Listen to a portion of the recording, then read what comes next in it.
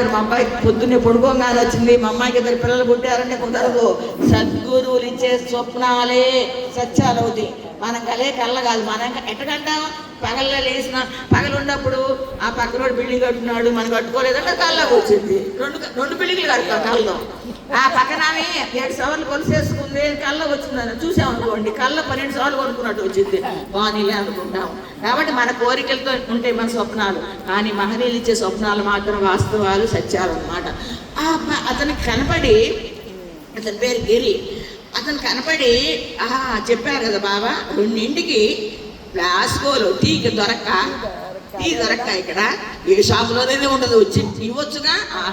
కాసుకొని తెమ్మన్నారు కదా బాబా అని చెప్పి ఇంట్లో వాళ్ళ అమ్మని లేపి ఆ కాఫీ కాసుకొని ప్లాస్కోలో పోసుకొని ఏదో బండి 2:30కు ఉంటే ఆ బండి పట్టుకొని వచ్చాడు చీరాల. వచ్చి బాబా దగ్గరికి ఇస్తే బాబా ఇంత తీసుకున్నారు. అంటే అతని విశ్వాసానికి పరీక్ష. బాబాకు అవసరమా? టికి ఎంతమందో ఇస్తారు. ఈ నా మీద మనసు నిలిపాడా లేదా? మరి అంతేగా, మనసు నిలిపాడా లేదా అనే పరీక్షలు ఉంటాయి. మా గురుకిరణి మా బాబు అనువాదం చెప్తా ఉండండి. ఆయన ప్రతిరోజు మధ్యాహ్నం మా అందరు స్వామికి కూల్ డ్రింక్ ఇవ్వడం మాకు అలవాటు అనమాట. స్వామికి కూల్ డ్రింక్ ఇచ్చేవాడు అనమాట. కనపడుతున్నానమ్మా అందరికి?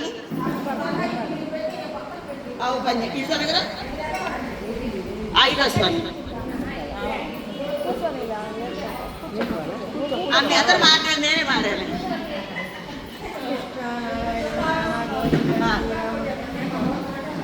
మీ అందరూ వదిలేరు వారే సరిపోయింది. ఒకళ్ళు మారి సరిపోయింది కదా. మరి ఉపాయం ఉండాలి, ఏదైనా అపాయం తప్పించుకుంటాం. అదే సూక్ష్మ బుద్ధి. మహనీయులు ఏ సమయంలో ఏం చేయాలో అనేది ఇచ్చేదే సూక్ష్మ బుద్ధి అంటాం అనమాట. వాడి సాంగత్యంలో ఉంటే మనకి ఏ పని అయినా కూడా టెన్షన్ రాసిన పని లేదు. సమయానికి ఆ బుద్ధిని ఇస్తాడు, చేపిస్తాడు అనమాట. ఆయన అనుగ్రహం అనమాట. అట్లా మాకు ఎన్నో అనుభవాలు ఉన్నాయి స్వామితో. అట్లా మా బాబు మధ్యాహ్నం కూల్ డ్రింక్ తీసుకొని వెళ్తే ఇచ్చాడు. అక్కడ పక్కన షాప్ ఉండేది, తీసుకొని ఇస్తే సైకిల్ వేసుకొని వెళ్ళాడు. అడు మధ్యాహ్నం క్రికెట్ ఆడతాడు. అయినా ఆ టైం గుర్తు పెట్టుకుంటాడు అనమాట.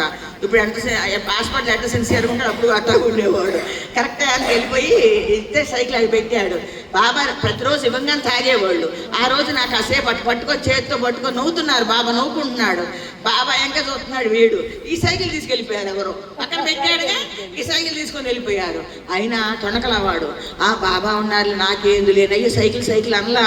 అంటే ఆయన పరీక్ష పెట్టాడు అనమాట. ఈ నా మీద పెట్టాడా, సైకిల్ మీద పెడతా అన్నాడా వీడని. ఆయన తొనకల అట్లాగున్నాడు. సరే బాబా నవ్వుకున్నారంటే ఆయన సర్వజ్ఞత, ఆయన సరిగేదంతా తెలుసు కదా, సర్వజ్ఞత. తొనకుండా అట్టా చూస్తూ ఉన్నారు, నవ్వుకుంటున్నాడు. సరే ఈ సైకిల్ తీసుకుపోయారు. బాబా ఇంకా ఈడున్నాడు, చూస్తూ ఉంటాడు. తాగి కాస్త ఉంచిస్తారు మనకు కూల్ డ్రింక్. సరే అది మన ప్రసాదంగా తీసుకుంటాము. సరే తీసుకొని ఇంకెళ్ళు అన్నారంట. అది తీసుకొని ఆ మూల మీద కొట్టి అతనికి అయ్యో సైకిల్ పెడితే ఎవరో తీసుకుని వెళ్ళారంటే, అయ్యో ఇక్కడే ఉన్నాం కానీ నువ్వు అరవచ్చు కదా, మేము పట్టుకునేవాళ్ళం కదా అంటే, ఎట్లా అరుస్తాను బాబా ఉన్నారుగా అన్నాడంట. అని అది నిలబడ్డాడు. ఏదో అది తీసుకెళ్ళాడు, సైకిల్ తెచ్చి అది పెట్టిపోయాడు. మళ్ళీ తెచ్చి పెట్టిపోయాడు. తర్వాత రెండో అనుభవం ఏంటంటే